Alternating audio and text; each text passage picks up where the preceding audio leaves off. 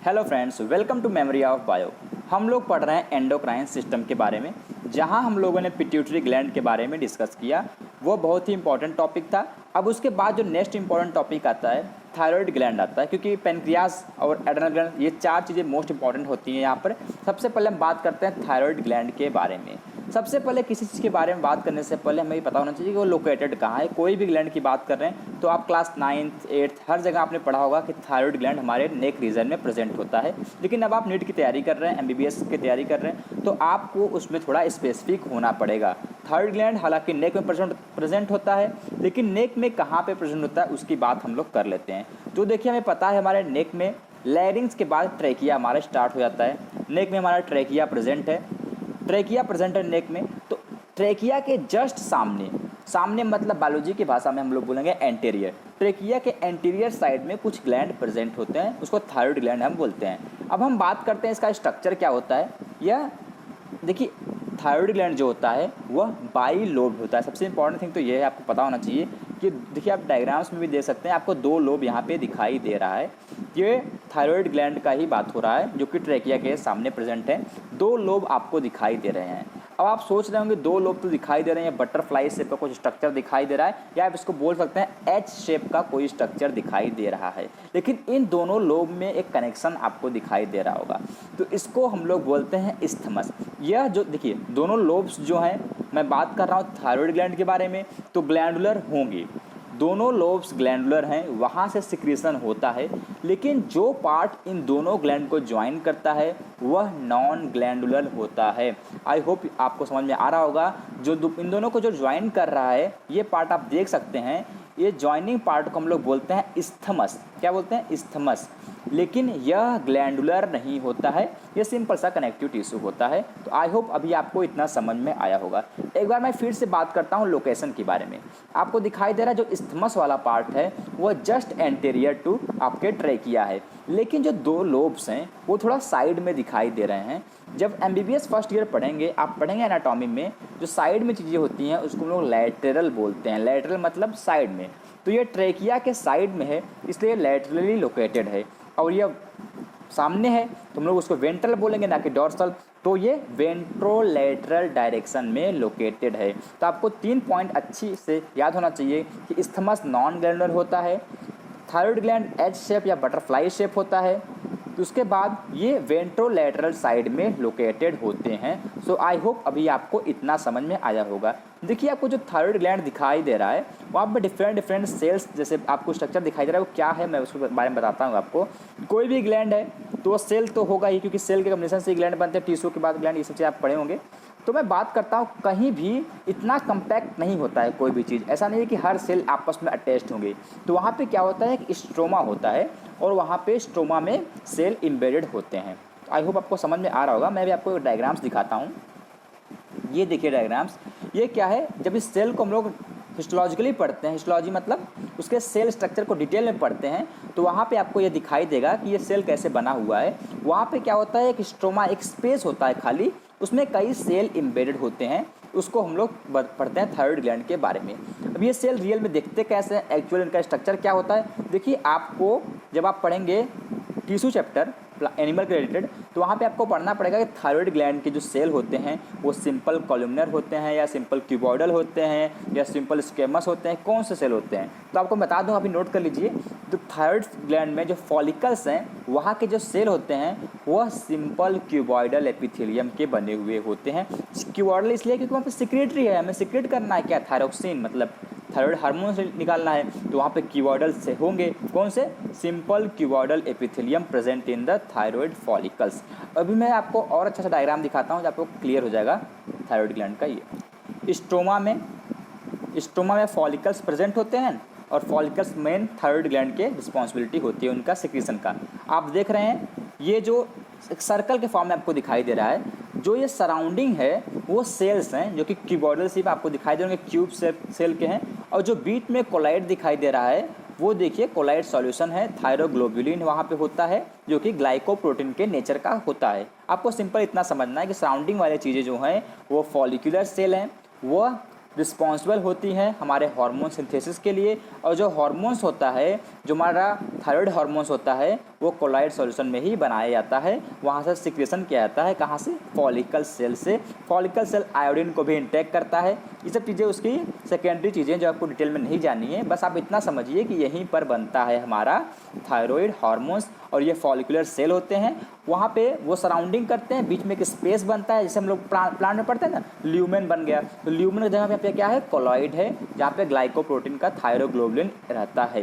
ये आपको समझ में आ रहा है। एक स्ट्रोमा है, उसमें डिफरेंट फॉलिकुलर सेल हैं, फॉलिकुलर सेल सराउंडिंग है, उसके बीच में भी जगह होती है, उसको कोलॉइड बोलते हैं।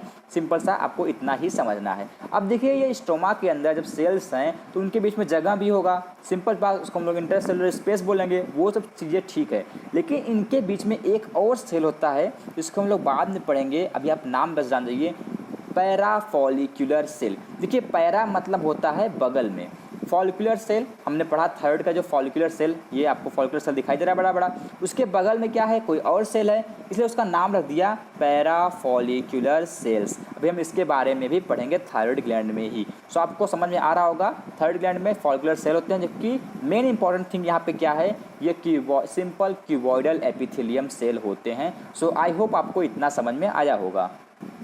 एक बार फिर से जल्दी से रिकॉल कर लेते हैं हम लोगों ने क्या क्या सीखा। हमने पढ़ा कि जो थायराइड ग्लैंड है वह बाई लोब होता है, इन दोनों लोब को एक नॉन ग्लैंडुलर कनेक्टिव से ज्वाइन करता है, जिसको हम लोग इस्थमस बोलते हैं।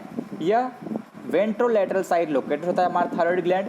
यहाँ पे फॉलिकुलर सेल होते हैं, जिनके सेल क्यूबॉइडल एपिथेलियम के बने होते हैं, जो कि सिक्रेटरी नेचर के होते हैं। उसके बाद अब हम लोग पढ़ेंगे इसके, देखिए सबसे पहली बात तो थायराइड ग्लैंड का जो ऑरिजिन होता है वो एंडोक्राइन ऑरिजिन होता है, उसको हम लोग डिटेल में बाद में, देखिए हम लोग क्या करेंगे ना, जितने भी ग्लैंड हैं उनके ऑरिजिन सेपरेटली एक टेबल में याद कर लेंगे, क्योंकि यहाँ पे देखिए कोई लॉजिकल बात नहीं है, आपको याद ही करनी है। अभी ये आप एम्ब्रियोलॉजी नहीं पढ़े हैं, आपको कुछ पता नहीं है कि कैसे ये ऑरिजिन डिटरमाइन होता है, क्या सेल कैसे बना है, तो आपको याद ही करना पड़ेगा। उसको हम लोग चार्ट के फॉर्म में सेपरेटली पूरे ग्लैंड को याद कर लेंगे, जब भी कहाँ पे कन्फ्यूजन नहीं होगा हमें तब, अगर हम इस तरह से याद करेंगे तो देखिए हमारे बुक्स में, जो स्टैंडर्ड बुक्स में क्या लिखते हैं कि each lobe of thyroid gland is made of connective tissue. हमने आपको समझा दिया, there are present so many follicles made of the glandular cell in the connective tissue. उसमें कोई नई बात नहीं है, और ये फॉलिकुलर स्ट्रोमा में फैले हुए होते हैं। उनके बीच में जो स्पेस होता है कोलाइडल सब्सटेंस फील होता है, उसको थायरोग्लोबुलिन होता है, वह ग्लाइकोप्रोटीन के नेचर का होता है। सो आई होप आपको समझ में आ रहा होगा। देखिए मैं बात करता हूँ, जब मैंने आपको बताया था हार्मोन्स के बारे में, मैंने बताया था हार्मोन्स कभी भी बॉडी में स्टोर नहीं किए जाते हैं। आज ज़रूरत है, हार्मोन्स बन रहे हैं, यूज हो जाएंगे, लेकिन थायराइड हार्मोन्स एक ऐसे इकलौते हार्मोन्स हैं जो बॉडी में स्टोर होते हैं। वो 3 महीने तक यूज किए जा सकते हैं या स्टोर रखे जा सकते हैं। तो आप नोट कर लीजिएगा,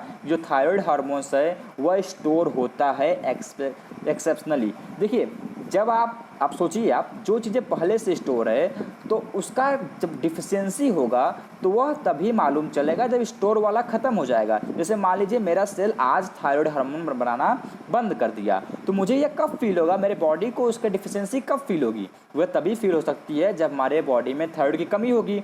अभी तो मैं 3 महीने तक पुराना स्टोर वाला यूज़ करूँगा, थायराइड बंद तो आज हुआ है ना, लेकिन पुराना स्टोर तो है, तो तब मुझे पता नहीं चलेगा मेरा थायराइड हार्मोन मेरी बॉडी में कम हो गया, लेकिन 3 महीने बाद मुझे उसकी डिफिशियंसी मालूम चलेगी। और ऐसा मेडिकल के केस में भी होगा, मैं आज दवा लेना शुरू करूँगा, मुझे वो दवा आज काम नहीं देगी, वो मुझे काम देगी 3 महीने बाद, क्योंकि अभी तो मुझे स्टोर वाला मेरा काम दे रहा है, कम हो या ज़्यादा हो स्टोर वाला ही मैटर करेगा। तो ये आपको पता होना चाहिए, थायराइड ग्लैंड में थोड़ा दवा का जो असर होता है वो डिले क्यों होता है, क्योंकि वो स्टोर्ड होता है, उसमें तुरंत का इंस्टेंट हार्मोन्स काम नहीं करते हैं। सो आपको ये समझ में आ गया होगा। उसके बाद हमने डिस्कस किया था कि फॉलिकल्स के बगल में, पैरा मतलब बगल में, वहाँ पे कुछ पैरा फॉलिकुलर सेल भी प्रेजेंट हैं, उसके बारे में हम लोगों ने डिस्कस किया था, और वह कैल्सिटोनिन को सिक्रीट करते हैं। उसके बारे में हम पढ़ेंगे अभी आगे, कैल्सिटोनिन क्या काम करता है, उसका फंक्शन क्या है, तो आपको उसमें वरी होने की ज़रूरत नहीं है, वरी होने की ज़रूरत नहीं है, हम लोग उसको डिस्कस कर लेंगे।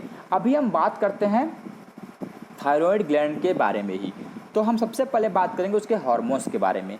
सबसे सिंपल बात कि थायराइड जो हार्मोन्स होते हैं वो 2 फॉर्म में रिलीज़ होते हैं, जो आपको याद करना है, कोई याद करने की बात भी नहीं है, T3 and T4। T3 and T4। T3 को क्यों T3 बोलते हैं भाई, क्योंकि वहाँ पे 3 आयोडीन है। सबसे मोस्ट इंपॉर्टेंट थिंग आपने सुना होगा हरदम, ये तो कॉमन है, क्या आपके नमक में आयोडीन है कि नहीं, ये सब चीज़ें। तो आयोडीन नमक मिलाई जाती है, आपको पता है, आपने सुना भी होगा कि एक डिजीज़ होता है गोइटर, जिसको हम लोग आज अच्छे से पढ़ेंगे। तो ये आयोडीन की कमी से होता है और ये थायराइड हार्मोन से रिलेटेड है। तो आयोडीन बनाता है हमारा सबसे मोस्ट इम्पॉर्टेंट थिंग, अगर थायराइड हार्मोन हमारे बॉडी में रिलीज होना है तो आयोडीन होना चाहिए, क्योंकि आयोडीन से ही मिलकर बना होता है। और इसी बिहाफ पर हार्मोन्स के दो टाइप भी होते हैं, या दो तरह के हार्मोन्स होते हैं, T3 और T4। अगर आयोडीन के 3 मॉलिक्यूल्स हैं तो ट्राई आयोडो, अगर 4 मॉलिक्यूल्स हैं तो टेट्राआयोडो, दोनों अलग अलग हो गए, सिंपल सी बात है। अगर हम बात करें ये सिंथेसाइज कैसे होते हैं, तो हमारे बॉडी में जो T4 आयोडीन है या टेट्राआयोडो वाला आयोडीन है, सॉरी थायराइड है, वह 80% फॉर्म होता है एज कम्पेयर्ड। अब T3 20% ही काम होता है। T4 देखिए सिंपल सी बात है, जो 4 है वो नंबर में बड़ा है तो फॉर्म भी ज़्यादा होगा, तो T4 80%, T3 20%। लेकिन अगर बात करें हम, देखिए कोई भी पूरे देश में PM एक ही होता है लेकिन सबसे पावरफुल होता है, इसी तरह T3 मोर पावरफुल है या बोल सकते हैं मोर एक्टिव है एज कम्पेयर टू T4।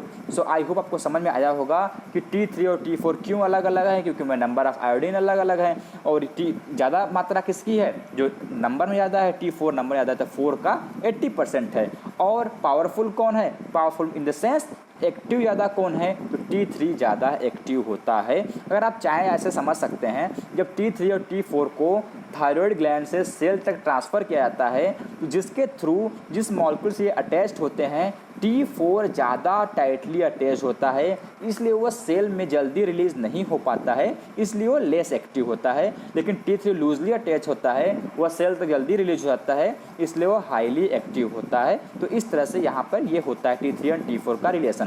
उसके बाद हम जब बात कर रहे हैं कि T3 और T4 का काम क्या है, देखिए कभी भी T4 काम नहीं करता बॉडी में। सबसे इंपॉर्टेंट थिंग, अगर आपके लेवल की बात करें तो T4 कभी भी डायरेक्टली सेल पर काम नहीं करता है। हालांकि वो एंटर करेगा, सेल में पहुंचेगा, लेकिन T4 को वहाँ T3 में कन्वर्ट किया जाएगा। उसके बाद जो उसका एक्शन होगा, अब हम लोग पढ़ेंगे क्या क्या करता है थायराइड हार्मोन्स, वह वहाँ पर काम करेगा। लेकिन सबसे पहले आपको याद करना है कि T3 कम रिलीज होता है लेकिन मोर एक्टिव है, और T3 के फॉर्म में ही थायराइड हार्मोन्स काम करता है, न कि T4 के फॉर्म में।